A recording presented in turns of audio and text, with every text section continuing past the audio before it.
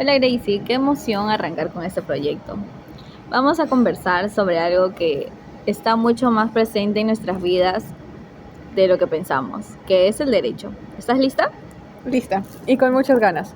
Y me encantaría empezar desde la raíz, que a veces escuchamos la palabra derecho y automáticamente pensamos en juicios, en leyes complicadas o en tribunales, ¿verdad? Sí. Y lo cierto es que el derecho está incluso en cosas tan simples como hacer una compra, pedir un recibo o cruzar una calle con semáforo.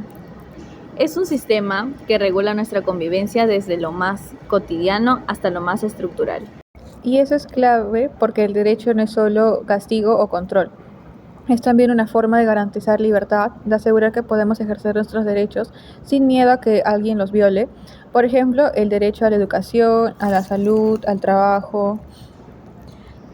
De hecho, si lo pensamos, el derecho es una forma de organización social que nació mucho antes de que existieran los códigos que hoy conocemos. En las comunidades más antiguas ya habían reglas, castigos o formas de resolver conflictos.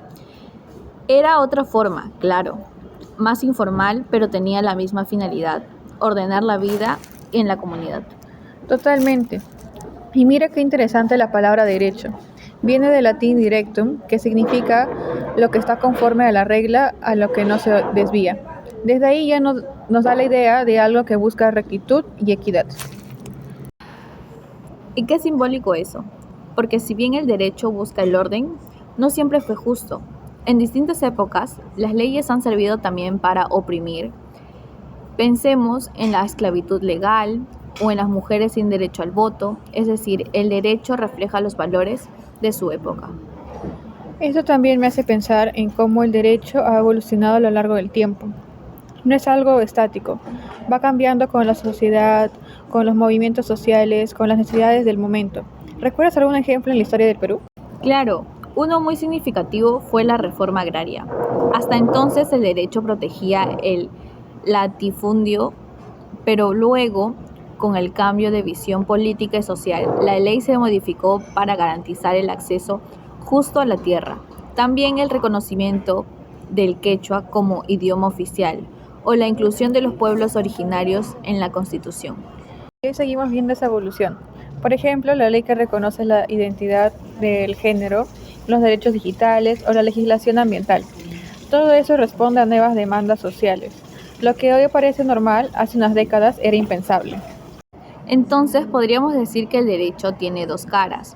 Por un lado, estructura lo que ya existe. Por otro lado, abre camino a lo que queremos construir como sociedad. ¿Estás de acuerdo? Totalmente, y por eso también decimos que el derecho es dinámico. No solo acompaña los cambios, sino que a veces también los impulsa. Imagínate si no existiera el derecho al voto o la protección contra la discriminación. Muchas luchas no habrían tenido respaldo legal. Y sin embargo, hay veces en las que la ley llega tarde, cuando la sociedad ya cambió, pero la norma aún no lo refleja. Eso puede generar tensiones, por ejemplo, cuando las familias están compuestas por personas del mismo sexo, pero la ley no reconoce esa unión. Sí, y ahí entra la importancia de la interpretación jurídica. A veces los jueces tienen que ampliar el sentido de una norma para que sea más justa o más acorde a la realidad. Y eso también es parte del derecho, no solo aplicar reglas como un robot. Claro, entonces, hasta ahora hemos visto que el derecho es una construcción humana, histórica, cultural, y que tiene la función social fundamental. Pero también hay que preguntarse, ¿cómo se relaciona con la justicia? Es una buena pregunta porque no siempre lo legal es justo. Hay leyes que han sido legales, pero profundamente injustas. La segregación racial en Estados Unidos, por ejemplo, o las leyes antisemitas en la Alemania nazi. Entonces, ¿es suficiente con que algo sea legal para que sea correcto? No necesariamente. Por eso es que muchas veces el derecho entra en tensión con la moral o con los derechos humanos. Y ahí aparece otro concepto clave, la legitimidad. Una ley puede ser legal, pero no legítima, si no respeta principios éticos universales. Me parece que eso es lo que diferencia el derecho de una simple imposición de poder. Su fuerza no debería estar solo en el castigo, sino en su capacidad de generar consenso social. Cuando una norma es legítima, la gente la respeta no por miedo, sino por convicción. Y esto se construye desde la educación, el diálogo, la cultura ciudadana. No basta con llenar de leyes el país, si no hay una comprensión profunda de por qué existen y para qué sirven. ¿Tú crees que falta educación legal en nuestro país? Definitivamente sí. Y no me refiero solo a saber qué dice el Código Civil, sino que me refiero a saber cuáles son nuestros derechos, cómo hacerlos valer, cómo actuar si son vulnerados. Muchas personas ni siquiera saben que pueden exigir algo y otras abusan de quienes no lo saben. Es verdad. El desconocimiento del derecho también es una forma de exclusión, porque quien no conoce sus derechos no puede defenderlos, y eso perpetúa desigualdades. Entonces, si tuviéramos que resumir esta primera parte, podríamos decir que el derecho es un instrumento social, histórico, cultural y político que busca equilibrar el poder y garantizar la justicia, pero como toda herramienta depende de cómo se usa. Así es, y por eso el estudio del derecho no debería ser solo técnico, sino también ético, crítico y humano. Solo así podemos formar una sociedad más justa. Bueno, hemos dado un buen primer paso. ¿Te parece si en el siguiente bloque hablamos sobre los tipos de normas y cómo se aplican en nuestra vida cotidiana? Me encanta. Vamos con eso. Antes de empezar con el tema, me quedé pensando en algo que dijiste en el bloque anterior. Cuando mencionaste que el derecho no es solo leyes escritas, ¿te referías a que hay otros tipos de normas que no siempre se consideran jurídicas? Exactamente. Y eso es clave para entender cómo realmente vivimos en un sistema normativo mucho más amplio, porque no todo lo que nos regula proviene del Estado ni lleva el sello legal. Hay normas que vienen desde nuestra conciencia, como la moral, y otras que nacen desde la costumbre, como las sociales. Entonces podríamos decir que convivimos con tres grandes tipos de normas: jurídicas, morales y sociales. Y aunque se diferencian en su origen, finalidad y consecuencia, en la práctica están completamente entrelazadas. Totalmente. Empecemos con las normas jurídicas. Son aquellas creadas por una autoridad competente, como el Congreso o una organización internacional, y tiene fuerza obligatoria. Si no lo cumples, el Estado puede sancionarte, por ejemplo, si no pagas impuestos o si robas. Y lo interesante es que las normas jurídicas se aplican a todos por igual. Son impersonales, generales, obligatorias y coercibles. Eso significa que si las incumples, puedes ser obligado a cumplirlas o sancionado, ya que no es opcional. Ahora, pasemos a las normas morales. Estas nacen de la conciencia de cada persona. No vienen de una autoridad externa, sino de lo que uno cree que está bien o está mal. Por ejemplo, devolver un celular perdido aunque nadie lo vio. No hay sanción legal si no lo haces, pero sí puede haber culpa. Y eso hace que sean muy personales. Lo que para mí es inmoral, para ti podría ser aceptable. Hay culturas donde ciertos comportamientos son normales y en otras no. Además, no hay una institución que te castigue por desobedecer una norma moral. Pero eso no significa que no tenga consecuencias. A veces el juicio interno o la desaprobación social puede ser más dura que una multa. ¿Nunca sentiste remordimiento por algo que hiciste aunque no fuera ilegal? Claro, y ahí entra un tercer tipo, las normas sociales. Son reglas que la comunidad establece sobre lo que se espera de nosotros. Por ejemplo, saludar al entrar, no interrumpir, vestir adecuadamente según la ocasión. Son comportamientos que no están escritos en un código, pero si no los sigues puedes ser excluido o criticado. Si vas a una entrevista de trabajo en pijama, nadie te va a arrestar, pero probablemente no te contraten. Entonces, las normas sociales funcionan como un pegamento silencioso. Nos ayudan a convivir sin necesidad de estar imponiendo reglas formales todo el tiempo. Y a veces las normas jurídicas se inspiran en las normas morales o sociales. Por ejemplo, antes existían las leyes que castigaran la violencia de género. Ya existía una condena social hacia ese comportamiento. Y eso muestra cómo el derecho no nace aislado, se alimenta de la cultura, de la ética, de la tradición. Es un reflejo normativo de la sociedad, pero con fuerza institucional. ¿Te parece si ahora comparamos estas tres normas en una tabla rápida para quienes nos escuchan? Buenísima idea. Tenemos el tipo de norma jurídica, que viene de origen Estado o de una autoridad legal y tiene una sanción legal o coercitiva. Un ejemplo de esto sería robar o evadir impuestos. Luego tenemos la moral, que viene de la conciencia individual y más que nada es una sanción de remordimiento y algunos ejemplos serían mentir o no ayudar al necesitado. Y luego tenemos la social, que viene del origen de la comunidad o de la costumbre. La sanción sería un rechazo social y algunos ejemplos serían no saludar o hablar con groserías. Y ahora, algo muy interesante. ¿Qué pasa cuando estas normas están en conflicto? Gran pregunta. Por ejemplo, imagina que una persona está obligada legalmente a testificar en un juicio, pero eso implica traicionar a un amigo. La norma jurídica lo exige, pero su moral lo rechaza. O cuando una norma social como la familia es primero entra en contradicción con una denuncia de violencia familiar, muchas mujeres no denuncian por miedo a romper ese valor social, aunque la ley las proteja. Y en esos momentos la persona debe tomar una decisión ética, elegir qué norma prioriza. A veces gana la ley, otras la conciencia u otras la presión social. Y ese es el desafío de vivir en sociedad. No somos robots legales, somos seres complejos, guiados por emociones, valores y vínculos. Por eso es importante enseñar derecho, desde una mirada integral, no solo explicar las normas, sino también los dilemas que enfrentamos al aplicarlas. Y enseñar que el cumplimiento del derecho no solo es por miedo al castigo, sino por respeto a los demás y compromiso con lo justo. Entonces, para cerrar este bloque, convivimos con tres tipos de normas que se interrelacionan, se influencian y a veces se contradicen. Conocerlas es el primer paso para comprender mejor nuestro comportamiento y el de los demás. Y para construir una sociedad donde el derecho no solo se imponga, sino se viva como algo propio, algo necesario. ¿Vamos al siguiente bloque? Claro, el siguiente tema es la clasificación del derecho público, privado y mixto.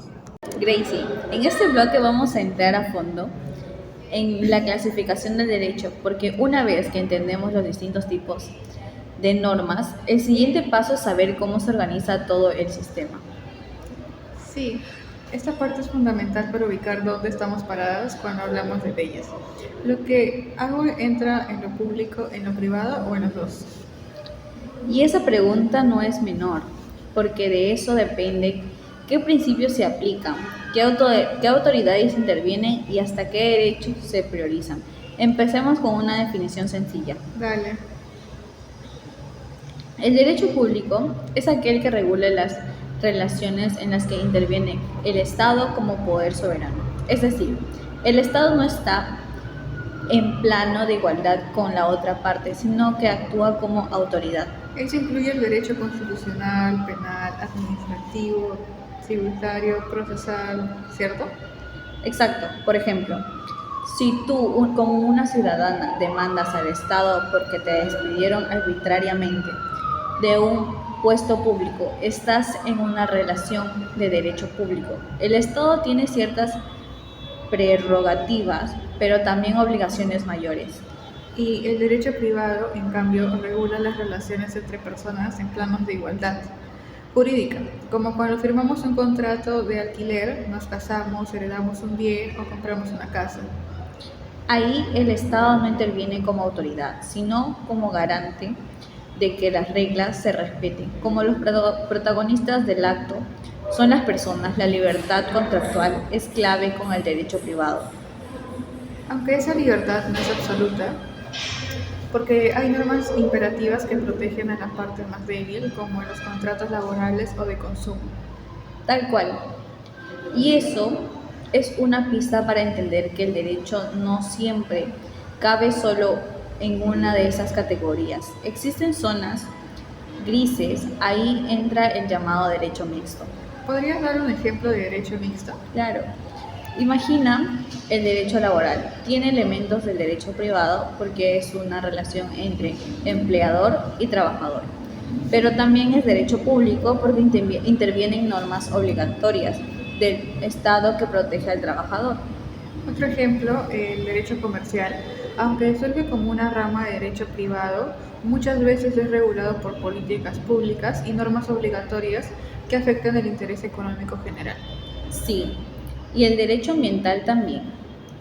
A veces se trata de relaciones entre empresas, pero el interés general, la protección del medio ambiente, obliga al Estado a intervenir y establecer límites. Entonces, podríamos pensar la clasificación como una escala.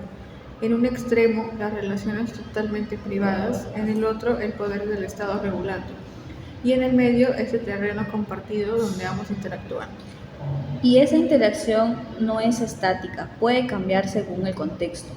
Un tema que antes se consideraba privado, como la violencia familiar, hoy es tratado desde el derecho público por su impacto social. Eso muestra que el derecho se adapta y que la clasificación, aunque sutil, no siempre es rígida. Es como un mapa que orienta pero no agota la realidad. ¿Te parece si resumimos en un esquema simple? Claro, por ejemplo, el tipo de derecho tenemos el público, mientras que sus actores principales son el Estado y ciudadanos. El rol del Estado que actúa como autoridad y unos ejemplos de esto sería el derecho penal, tributario y administrativo. Tenemos el derecho privado, que el actor principal son las personas o entidades privadas.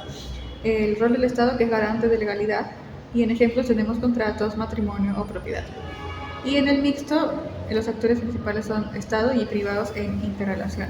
El rol del Estado es regula y limita, mientras que en ejemplos tenemos el derecho laboral, el comercial y el ambiental. Me encanta cómo se interconectan y entender cómo ayuda mucho cuando vemos casos concretos. Por ejemplo, si una empresa despide sin causa, ¿qué derechos se aplican?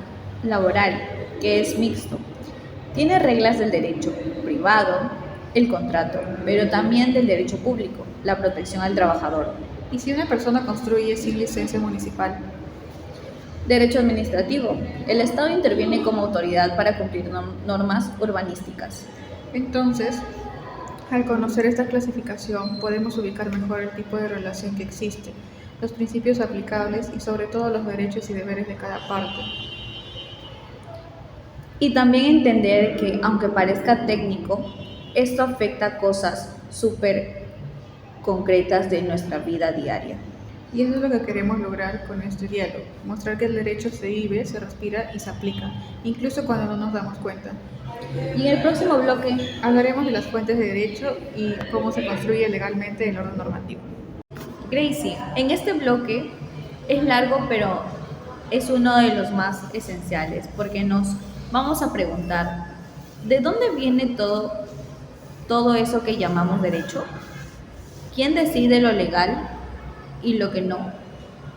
¿Y por qué unas normas valen más que otras? Me encanta este tema, porque el derecho no surge como arte de magia, tiene fuentes y entender esas fuentes es como conocer las raíces del árbol jurídico. Si no entendemos de dónde vienen las normas, no podemos comprender cómo se aplican ni cómo se interpretan. Totalmente. Y para ordenar nuestra conversación, propongo que dividamos este bloque en 5 grandes partes. Primero, fuentes materiales del derecho. Segundo, fuentes históricas del derecho. Tercero, fuentes formales del derecho. Cuarto, jerarquía normativa. Y 5, relaciones entre fuentes, conflictos y cambios en el sistema normativo. ¿Te parece si empezamos con las fuentes materiales? Claro, las fuentes materiales son los hechos, fenómenos y realidades sociales que impulsan la creación del derecho. No son normas en sí, pero son el porqué detrás de una norma. Por ejemplo, una crisis ambiental puede llevar a crear leyes de protección de ecosistemas, o una pandemia, como el COVID-19, puede generar decretos de emergencia y protocolos sanitarios. La realidad empuja al derecho. También la evolución tecnológica, como el Internet, redes sociales, la inteligencia artificial, todos estos avances han obligado a los legisladores a crear nuevas normas sobre privacidad, delitos informáticos, derechos digitales, entre otros. o los cambios culturales.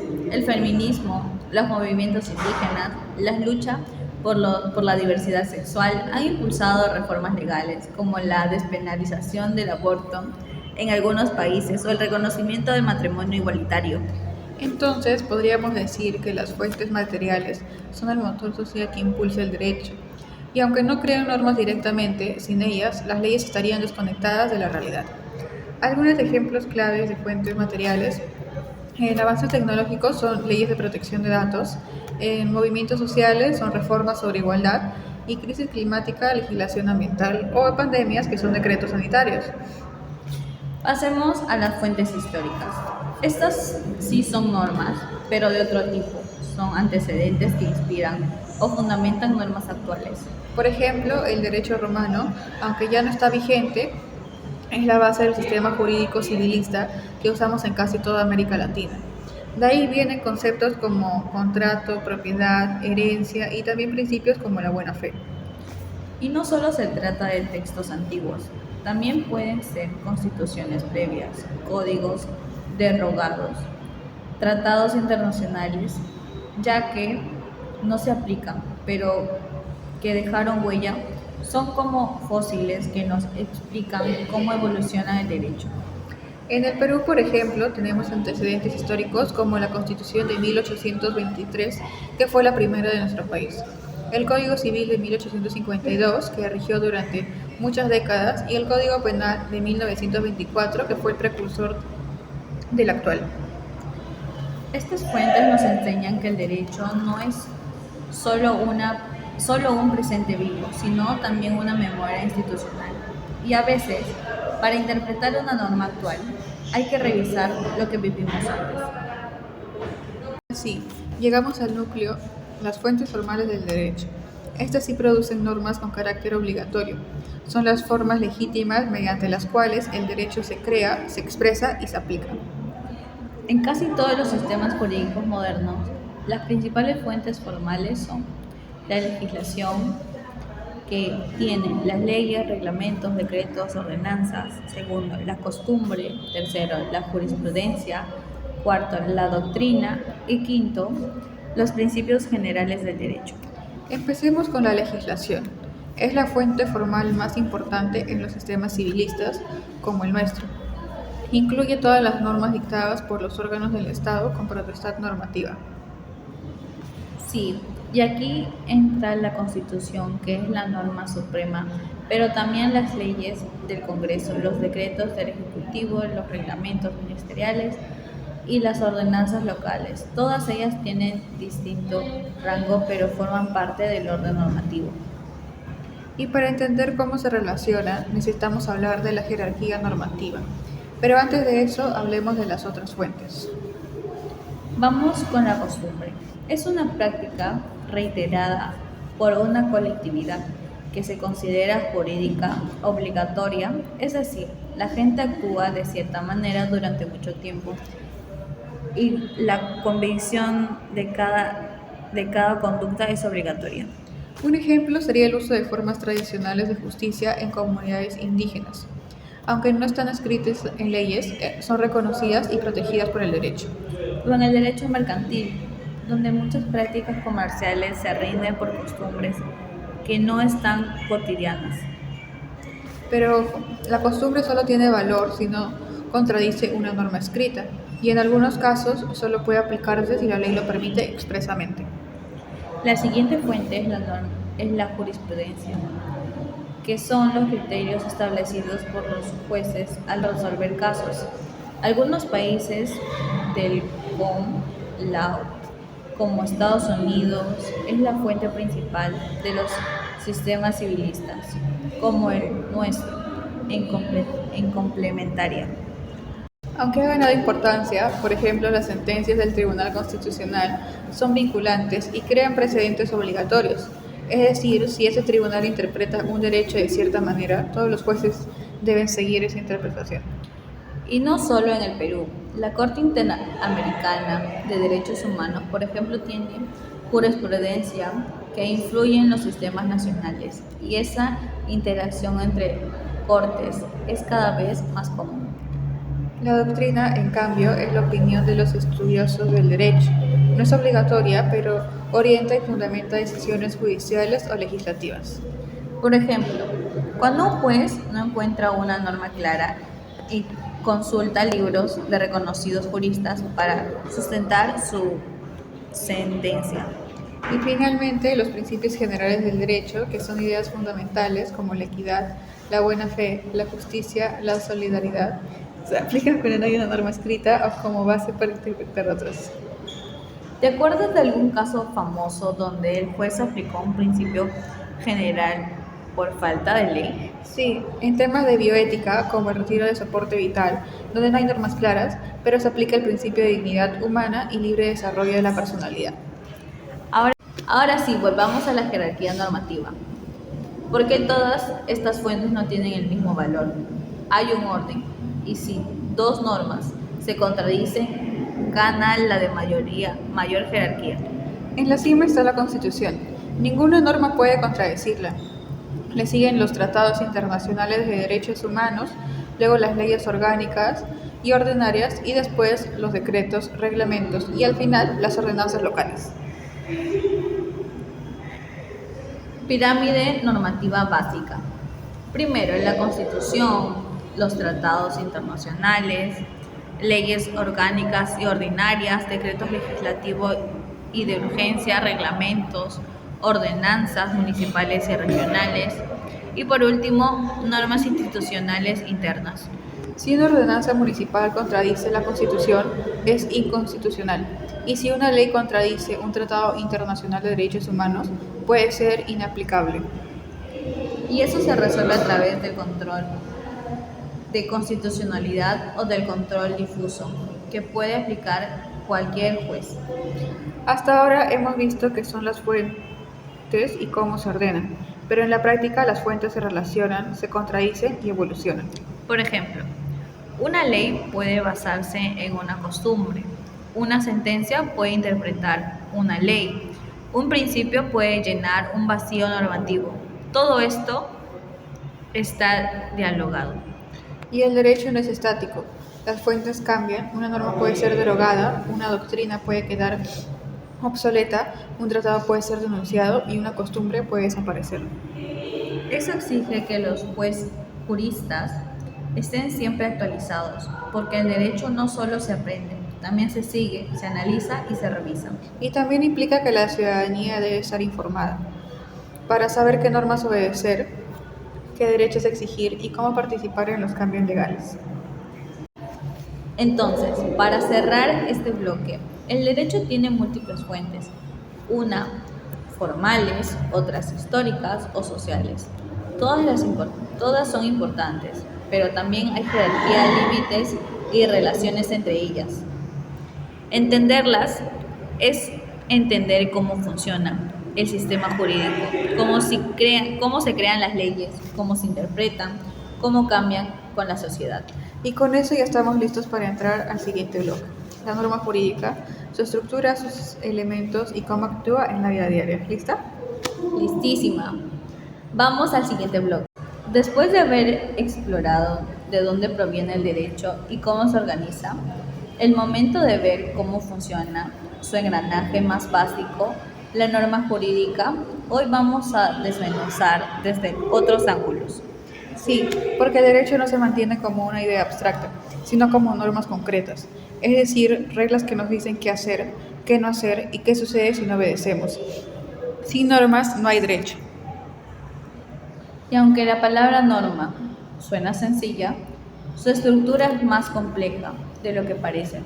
Toda norma jurídica tiene varios componentes y se relaciona con otras normas en el sistema legal. Vamos a elaborar este tema en varias partes para hacerlo más claro. Primero, ¿qué es una norma jurídica? Segundo, elementos estructurales, supuesto, consecuencia y nexo lógico. Tipos de normas según su contenido y su función. Eficacia, validez y vigencia de las normas. Interpretación de las normas, métodos y casos. Y por último, integración del derecho, lagunas normativas y su solución. Una norma jurídica es una regla de conducta impuesta por una autoridad competente que busca regular el comportamiento humano en sociedad. Su fin es mantener el orden, garantizar derechos, imponer deberes y resolver conflictos. Y lo que distingue las normas jurídicas de otras normas sociales o morales es que tiene un respaldo institucional. Si no las cumple, puede haber una sanción legal. No es opcional. Por eso decimos que las normas jurídicas son coercibles. El Estado puede obligarte a cumplirlas mediante la fuerza legítima, pero además no son generales, impersonales, abstractas y obligatorias. Porque deben cumplirse. Una forma de entender la estructura lógica de la norma es pensarla como una fórmula. Si ocurre un hecho, entonces sucede una consecuencia jurídica. Por ejemplo, si una persona mata a otra, supuesto de hecho, será sancionada con pena privativa de su libertad, consecuencia jurídica. El sí, entonces, es el nexo lógico. El supuesto puede ser simple o complejo. A veces basta con un solo hecho, otras veces se requieren varias condiciones para que se active la norma.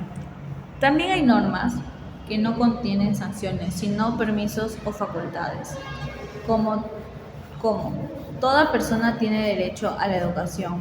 En este caso, la consecuencia no es un castigo, sino el reconocimiento de su derecho. Existen muchas clasificaciones. Vamos con algunas de las más importantes. Las normas sustantivas y adjetivas. Las sustantivas regulan derechos y deberes, como el Código Civil o Penal, mientras que las adjetivas o procesales indican cómo ejercer o defender estos derechos, como el Código Procesal Civil. Normas dispositivas y normas imperativas. Las dispositivas permiten a las partes modificar su contenido por acuerdo, por ejemplo, el plazo de un contrato, mientras que las imperativas no pueden ser modificadas, como el salario mínimo o la prohibición de tortura. Normas prohibitivas, permisivas y perceptivas. Unas prohíben conductas, otras las permiten y otras obligan. Normas de derecho público y privado, como ya vimos, según quién actúe y qué intereses se protejan. Y también podemos clasificar según su ámbito de aplicación, normas nacionales, regionales, municipales o incluso internacionales. Cada una tiene límites territoriales y competencias específicas. Esas tres palabras suelen confundirse, pero son distintas, como la validez, que es una norma que es válida si ha sido creada conforme al procedimiento legal, es decir, si la entidad competente la aprobó de forma correcta. Vigencia, que es el periodo durante el cual la norma está en efecto, comienza cuando se publica o se indica una fecha específica. Y eficacia, que es la capacidad de la norma para cumplirse en la realidad. Una norma puede ser válida y vigente, pero no eficaz si nadie la respeta y si no se aplica. Un ejemplo sería una ley que prohíbe tirar basura en la calle. Puede ser válida y estar vigente, pero si no hay fiscalización no tiene eficacia. Es como si no existiera esa práctica. Por eso es importante que el derecho no se quede solo en el papel. Requiere instituciones que hagan cumplir las normas, ciudadanos informados y cultura jurídica. No todas las normas son muy claras. Muchas veces hay ambigüedad, conflicto entre artículos o situaciones nuevas no previsivas por la ley. Ahí entra la interpretación jurídica. Interpretar es darle sentido a una norma. No es inventar, sino encontrar su verdadero significado. Y para hacerlo existen distintos métodos.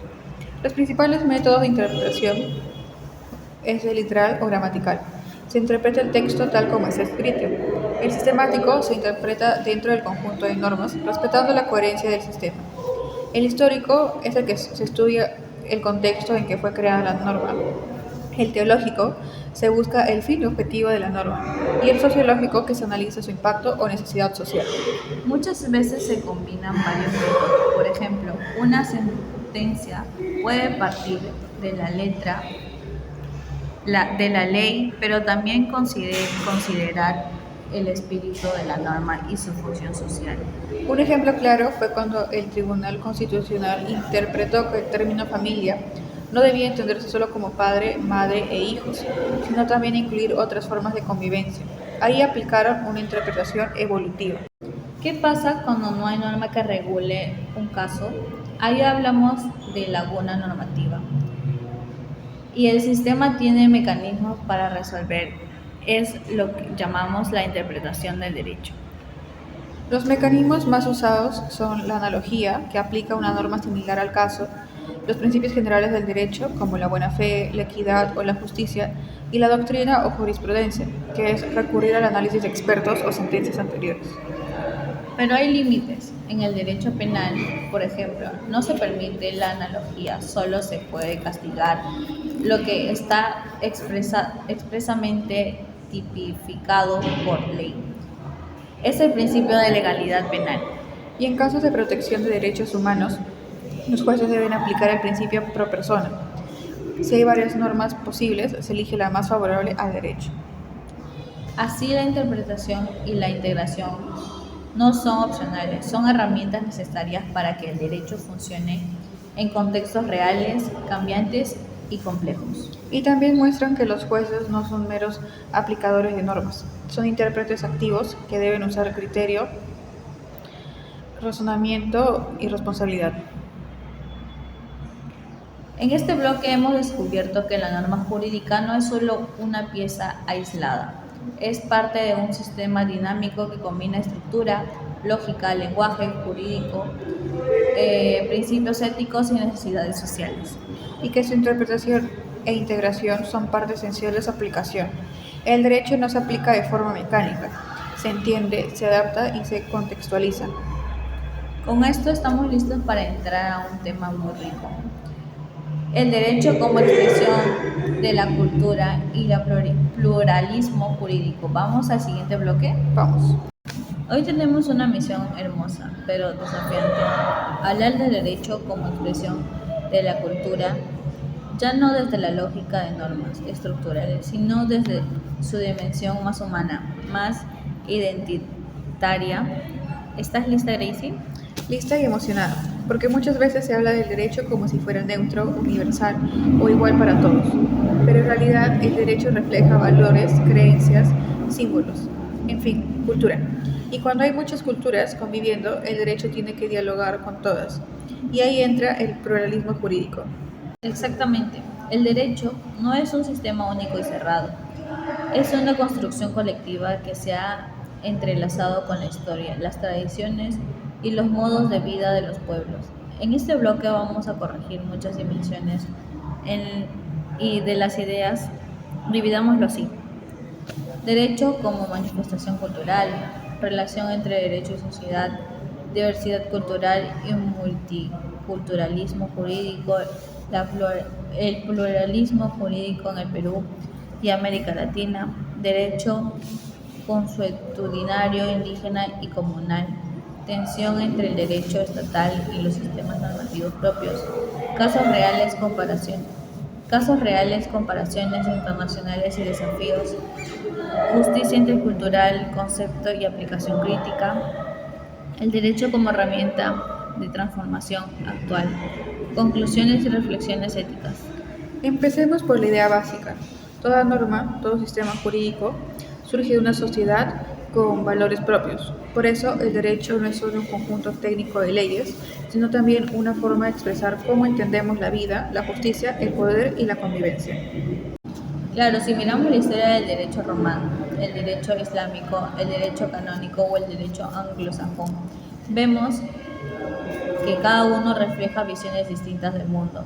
El derecho romano germánico codifica todo. El derecho common law se basa en precedentes, el islámico en preceptos religiosos, el indígena en costumbres y comunidad. Y eso no es casual. Cada cultura produce un derecho que se ajusta a su manera de organizar el mundo. Por ejemplo, en muchas comunidades amazónicas no hay propiedad privada individual, como la entendemos nosotros. La tierra es comunal, sagrada y viva. Así que hablar del derecho es también hablar de cosmovisión, y eso nos obliga a pensar críticamente. ¿Qué visión del mundo reproduce el sistema jurídico que usamos hoy?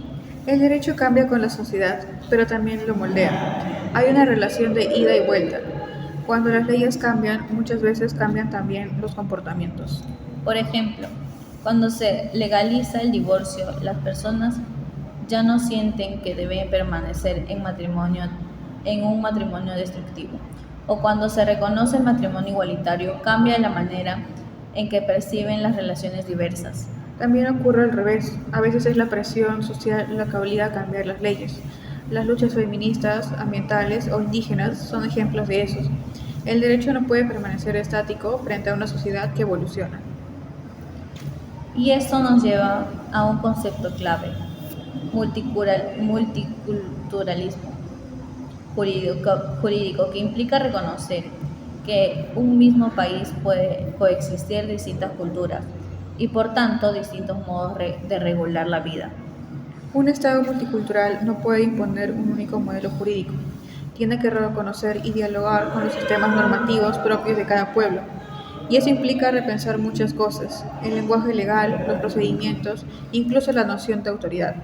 En el Perú, el pluralismo jurídico no es una teoría, es una realidad. Tenemos un país profundamente diverso, pueblos indígenas, andinos y amazónicos, comunidades afroperuanas, migrantes, costumbres rurales y urbanas. Y esa diversidad tiene expresiones jurídicas propias. Las rondas campesinas, los consejos comunales, la justicia de paz, los sistemas de autoridad indígena, todos ellos son formas de ejercer el derecho desde lo propio.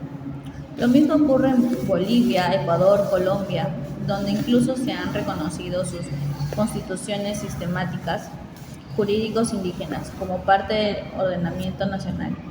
El derecho consuetudinario es aquel que se basa en la costumbre. No está escrito, pero es vivido y respetado por una comunidad. En muchos pueblos, la palabra del mayor o del sabio vale más que cualquier papel. Y no se trata solo de resolver conflictos, sino de mantener el equilibrio comunitario. La justicia no es castigo individual, sino restauración colectiva. Por ejemplo, en muchas comunidades andinas, si alguien roba, no va a prisión. Se le obliga a devolver lo robado, pedir perdón públicamente y participar en trabajos comunales para reparar el daño. Pero este pluralismo también genera tensiones porque el sistema estatal muchas veces no reconoce la legitimidad de estos sistemas o los subordina como si fueran informales o incompletos. Esto se ve cuando el Poder Judicial anula decisiones de rondas campesinas o cuando criminaliza prácticas ancestrales. Hay una relación asimétrica donde lo oficial tiene más valor que lo ancestral. Y también hay conflicto entre valores, por ejemplo, entre la justicia comunitaria que busca armonía y la justicia estatal que impone sanciones penales. Podemos analizar casos concretos. En Ecuador, el caso Sarayaku enfrentó al Estado con una comunidad amazónica que no fue consultada antes de una concesión petrolera. La Corte Interamericana falló a favor del pueblo. En Perú, casos como los conflictos mineros en Espinar, Las Bambas o Conga revelan el choque entre intereses extractivos, normas estatales y derechos colectivos de los pueblos originarios. El desafío es construir puentes, no muros. Necesitamos sistemas jurídicos que escuchen, reconozcan y dialoguen, no imponer desde arriba. Aquí entra un concepto transformador, justicia intercultural. No es una justicia para indígenas, sino una justicia construida desde la diversidad. Implica incorporar intérpretes culturales en los juicios, respetar la cosmovisión de los pueblos, validar procesos de resolución propios y formar operadores jurídicos sensibles a la diversidad. Pero también tiene críticas. Algunos dicen que puede convertirse en una forma de control o en que el Estado usa el discurso intercultural sin cambiar su lógica central. Por eso es importante que la interculturalidad no solo sea decorativa, sino estructural, que implique cambio en la forma en que entendemos el derecho, el castigo, la reparación y la verdad. Sí, el derecho refleja cultura, también puede transformar. Las leyes pueden promover nuevos valores, visibilizar a los excluidos, cuestionar desigualdades. Cuando se aprueba una ley contra la violencia de género, no solo se sanciona una conducta, sino que se educa, se previene y se cambia la percepción social. Por eso, el derecho tiene un enorme poder pedagógico, pero ese poder debe usarse con sensibilidad, con diálogo, con respeto por los saberes colectivos. Hoy hemos comprendido que el derecho no es un sistema frío y ajeno, sino una herramienta cultural viva y conflictiva, una herramienta que puede oprimir o liberar según cómo se use. Y que en contextos diversos como en el nuestro, el pluralismo jurídico no es un lujo, sino una necesidad. No hay justicia verdadera sin reconocimiento de la diferencia. Nuestro compromiso como futuras profesionales del derecho es escuchar, dialogar y construir puentes, porque solo así el derecho será realmente humano. Y con esto cerramos este bloque. Después de todo lo que hemos explorado sobre el derecho, la cultura y el pluralismo, toca preguntarnos, ¿quién sostiene todo el sistema legal? ¿Quién crea las normas? ¿Quién las aplica? ¿Quién las hace cumplir? La respuesta está en el Estado. Así es, y aunque todos hemos oído hablar del Estado, muchas veces no entendemos bien qué es ni cómo funciona. En este bloque vamos a mirar al Estado desde adentro, su estructura, su lógica, su alcance y sus límites, y también su presencia en la vida cotidiana. Para que esta conversación fluya bien, propongo que dividamos este tema en 10 secciones principales. Primero, ¿qué es el Estado y cuáles son sus elementos? Segundo, finalidades del Estado, para qué existe, principios del Estado moderno, poder político, soberanía y legitimidad, división de poderes, origen, lógica y función, poder legislativo, estructura, funciones y desafíos, poder ejecutivo, presidencia, ministerios y administración pública, poder judicial, órganos, independencia y justicia, descentralización, regionales, gobiernos locales y autonomía, relación entre los poderes y controles del poder estatal. Comencemos por la base. El Estado es una organización política que ejerce poder soberano sobre una población dentro de un territorio determinado. Es la institución que organiza la vida pública y asegura el orden social y jurídico. Según la teoría clásica, el Estado tiene 3 elementos constitutivos: población, territorio y poder. Sin alguno de ellos no puede existir como tal. La población es el conjunto de personas que habitan ese territorio, no importa si son nacionales o extranjeros. Lo importante es que están bajo la autoridad del Estado. El territorio es el espacio físico donde se ejerce esa autoridad. El suelo, el subsuelo, el espacio aéreo, el mar territorial. Y el poder es la capacidad del Estado para imponer normas, resolver conflictos y organizar la vida común. Pero ese poder no es limitado, debe ser legítimo y legal. ¿Y para qué existe el Estado? La respuesta varía según la corriente ideológica, pero en general se reconoce que su finalidad es garantizar el bien común, proteger los derechos, brindar servicios públicos y prever la seguridad y la justicia. En el Perú, la Constitución dice que el Estado organiza el desarrollo de la vida en común, protege a la persona y respeta su dignidad. También asegura la paz, promueve el desarrollo económico con equidad social y protege el medio ambiente. Es decir, el Estado no solo es un aparato legal, es una herramienta para contribuir bienestar colectivo. Todo Estado moderno se rige por ciertos principios fundamentales. Vamos a nombrar algunos. Primero, la legalidad, que es donde el Estado solo puede hacer lo que la ley permite. Constitucionalismo, donde los poderes están sometidos a una constitución. Democracia, que es el poder que emana del pueblo y se ejerce mediante representantes elegidos. La separación de poderes, que es donde ningún poder puede concentrarlo todo. Descentralización, donde el poder se distribuye en distintos niveles de gobierno. Y la transparencia y rendición de cuentas. Los funcionarios públicos deben responder por sus actos. Y junto a estos principios hay valores transversales como el respeto a los derechos humanos, la participación ciudadana, la igualdad ante la ley y la justicia social. El poder político es la capacidad de tomar decisiones vinculantes para todos. En un Estado, este poder debe ser soberano, es decir, supremo dentro del territorio y no sometido a otro poder superior. Pero la soberanía debe estar limitada y controlada. Ya no vivimos en monarquías absolutas. Hoy se habla de soberanía popular, el poder pertenece al pueblo y los gobernantes solo lo administran por encargo. La legitimidad es la aceptación social de ese poder. Un Estado puede ser legal, pero no legítimo si pierde la confianza de su población. Y en tiempos de crisis, mantener la legitimidad requiere transparencia, eficacia y diálogo en la ciudadanía. Este principio lo propuso Montesquieu en el siglo XVIII y cambió para siempre la idea de gobierno. Dividir el poder es evitar el abuso.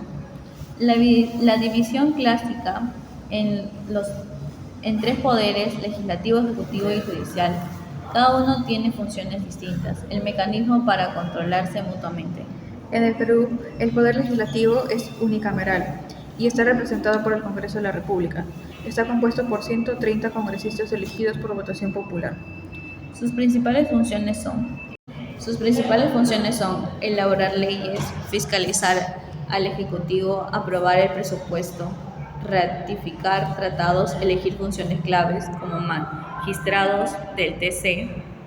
Pero el Congreso también tiene límites. Debe respetar la Constitución, no puede legislar sobre temas reservados al Ejecutivo y puede ser disuelto bajo ciertas condiciones. El Poder Ejecutivo está encabezado por el Presidente de la República, quien ejerce la jefatura del Estado y del Gobierno. Es elegido por sufragio directo por el periodo de 5 años. El presidente está acompañado por el Consejo de Ministros, cada uno a cargo de un sector del Estado: salud, educación, economía, justicia y ambiente. El Ejecutivo propone políticas públicas, promulga leyes, ejecuta el presupuesto, representa al país al exterior y mantiene el orden interno. Pero su poder también está controlado. Necesita el voto de confianza del Congreso. Puede ser interpelado y debe respetar la separación de poderes. El Poder Judicial es el órgano que garantiza el cumplimiento de las leyes y la protección de los derechos. Su función principal es impartir justicia. Está compuesto por jueces, fiscales y órganos jurisdiccionales como juzgados de paz, juzgados especializados, cortes superiores y la Corte Suprema de Justicia. También existen órganos autónomos vinculados como el Ministerio Público, la Defensoría del Pueblo y el Tribunal Constitucional. La independencia judicial es un principio clave. Sin ella no hay garantía de justicia. Los jueces no deben obedecer presiones políticas, económicas ni mediáticas. El Perú es un estado unitario, pero descentralizado. Esto significa que hay un solo gobierno nacional, pero existen gobiernos regionales y locales, en autonomía. La descentralización busca acercar la gestión pública a los ciudadanos, respetar las particularidades regionales y promover el desarrollo territorial equilibrado. Los gobiernos regionales tienen competencias en salud, educación, transporte, etc. Los municipios regulan servicios como limpieza, seguridad ciudadana, mercados. Pero hay desafíos: superposición de funciones, falta de capacidades técnicas, corrupción local, clientelismo político, entre otros. Y sin una coordinación efectiva con el Ejecutivo Central, la descentralización puede volverse un obstáculo en lugar de una oportunidad. Para evitar abusos, los poderes del Estado deben controlarse mutuamente. Es el sistema de pesos y contrapesos. El Congreso fiscaliza al Ejecutivo, el Presidente puede observar leyes del Congreso, el Poder Judicial declara inconstitucional una norma, la Contraloría supervisa el gasto público. Y la ciudadanía también participa, mediante el voto, las protestas, las acciones populares, las iniciativas legislativas o los medios de comunicación. Un Estado sano es aquel que no solo tiene normas bien escritas, sino instituciones fuertes, transparentes y abiertas al diálogo, que sirven al pueblo y no sirve del pueblo. En este bloque hemos conocido el esqueleto del Estado peruano: cómo se organiza, cómo se reparte el poder, qué funciones cumple y cómo se controla. Y vimos que el Estado no es una abstracción, está presente en cada escuela, en cada hospital, en cada carretera, en cada juicio, está también que falta en lo que se reclama. Nuestro reto es fortalecer ese Estado desde la ética, la eficiencia, la justicia y la participación ciudadana. Y con esto ya podemos pasar al último bloque del derecho, el diálogo con otras disciplinas, una mirada. Bueno, Gracie, llegamos al último bloque de este viaje. Y no podríamos cerrar de otra forma que mirando el derecho desde fuera de sí mismo, es decir, el diálogo con otras disciplinas, porque si hay algo que hemos aprendido, es que el derecho no se agota en sí mismo. Exactamente, el derecho necesita salir de su burbuja para entender mejor su impacto, sus límites y sus posibilidades, porque no basta con saber lo que dice la norma, hay que comprender a quién afecta, cómo se aplica, qué consecuencias produce. Y por eso, hoy vamos a dialogar entre disciplinas, vamos a ver cómo la historia, la filosofía, la sociología, la economía, la psicología, antropología y la ciencia política enriquecen nuestra mirada jurídica. Propondría que lo dividamos en 10 grandes bloques temáticos. Así cada disciplina puede aportar una mirada profunda y útil para el derecho. Primero veríamos el derecho e historia, según su evolución, rupturas y continuidad. Luego el derecho y filosofía, que abordaríamos la justicia, legitimidad y ética jurídica. Después el derecho y sociología, donde veríamos la norma y realidad social. Luego el derecho y economía, donde veríamos la ciencia, incentivos y análisis económico. Después el derecho y psicología, donde veríamos la percepción, conducta y sistema penal. Luego el derecho y antropología, donde veríamos la cultura, costumbre y diversidad. Luego el derecho y ciencia política, donde veríamos el poder, instituciones y democracia. Luego el derecho y comunicación, donde veríamos los medios, la narrativa y opinión pública. Luego el derecho y educación, donde veríamos la formación ciudadana y pensamiento crítico.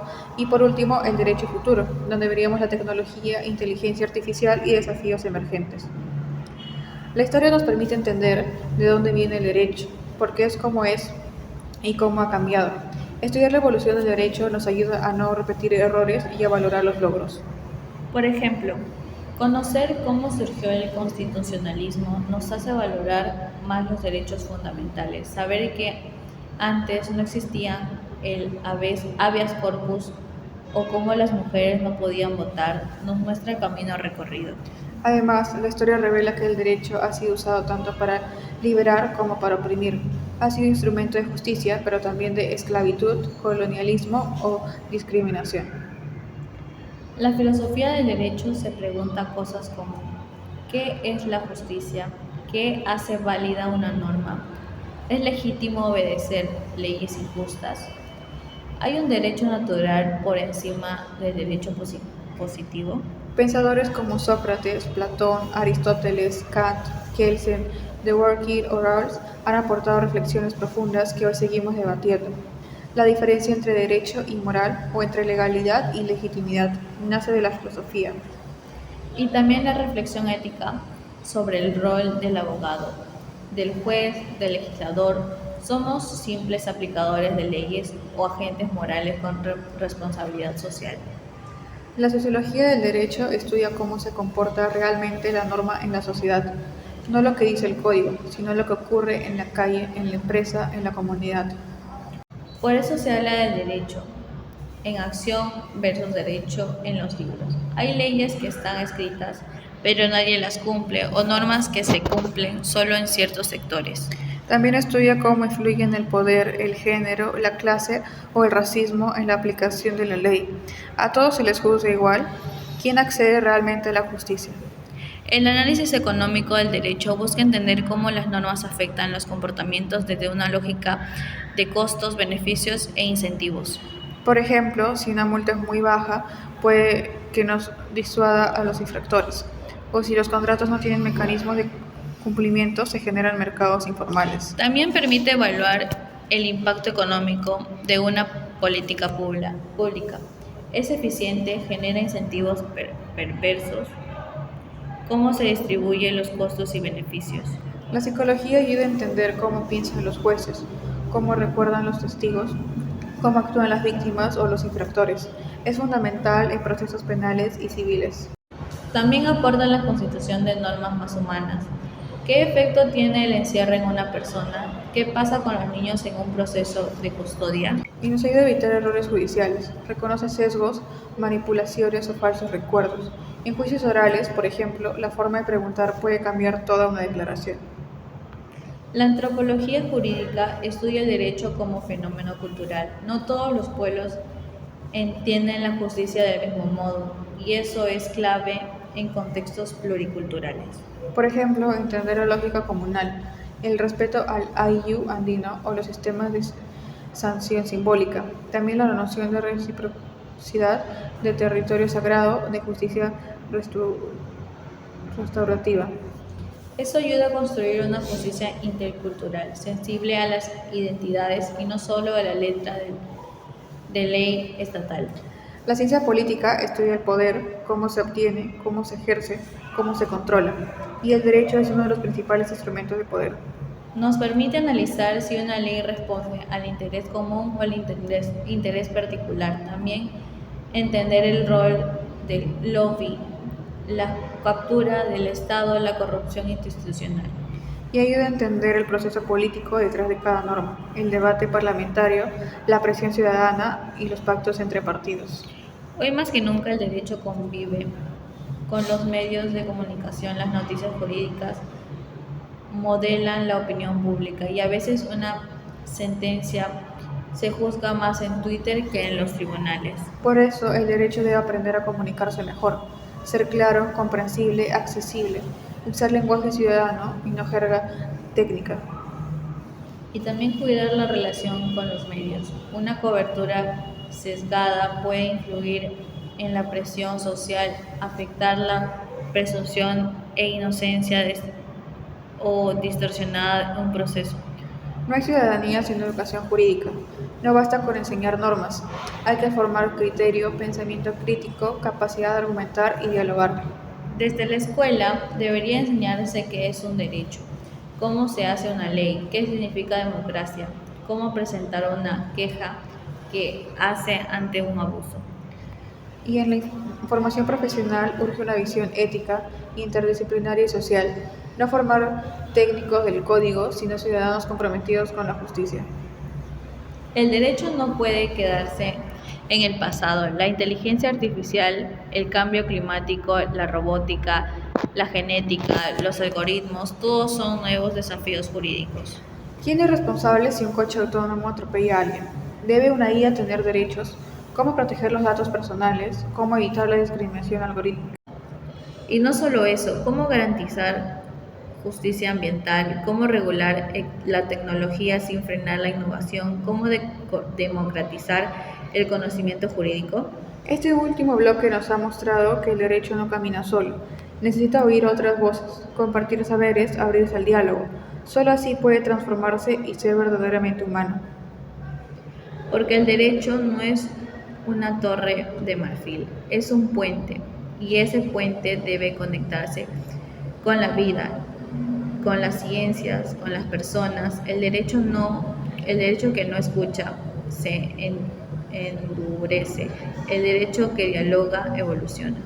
Qué recorrido tan intenso, profundo y transformador hemos hecho juntas.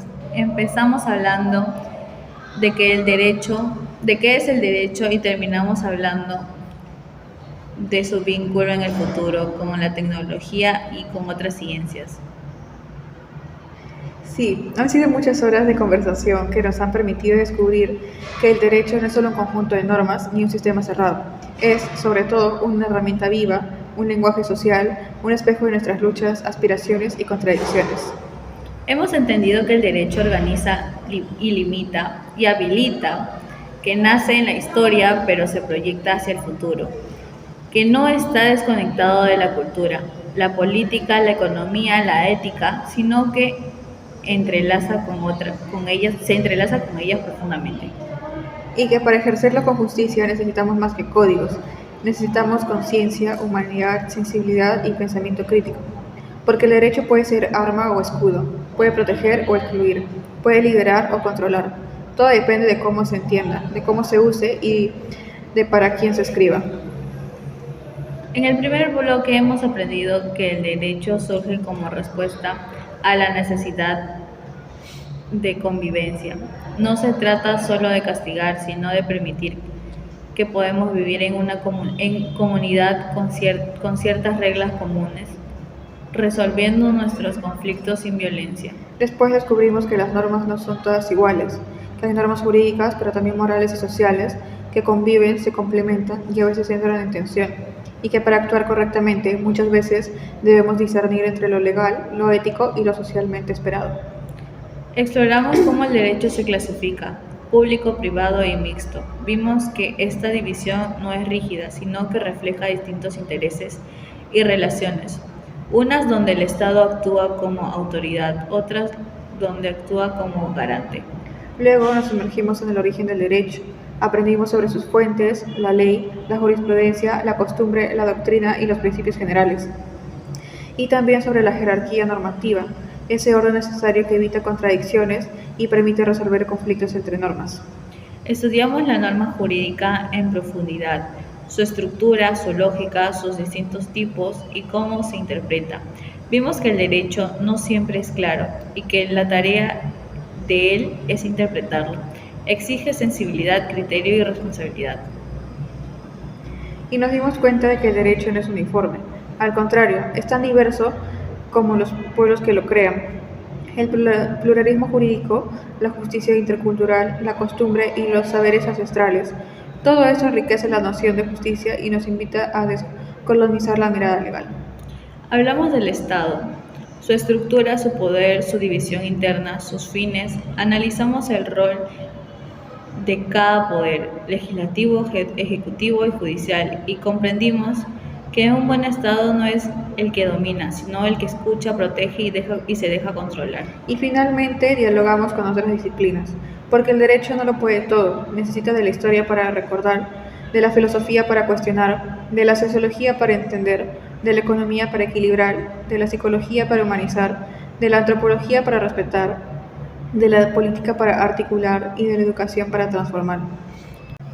En lo personal, este ciclo ha sido mucho más que una clase, ha sido un descubrimiento. Me voy con la certeza de que quiero ejercer el derecho desde la empatía, desde la escucha, desde la justicia como horizonte y no como excusa. Y yo me llevo un compromiso, el de no olvidar que detrás de cada expediente, de cada norma, hay personas reales, con vidas, con historias, con miedos y sueños, que el derecho debe ser un puente entre el poder y la esperanza. Queremos cerrar este proceso agradeciendo de corazón quienes nos guiaron, orientaron, exigieron y acompañaron durante este ciclo. Gracias a nuestros docentes que más allá de enseñarnos contenidos nos transmitieron pasión, pensamiento crítico y vocación. Gracias por confiar en nuestra capacidad de reflexionar, de cuestionar y de proponer. Gracias por abrirnos el camino en este primer contacto con una profesión que, bien entendida, puede cambiar vidas. Hoy no terminamos una clase, hoy comenzamos un compromiso. Con el derecho, sí, pero sobre todo con la justicia. Y con la dignidad humana.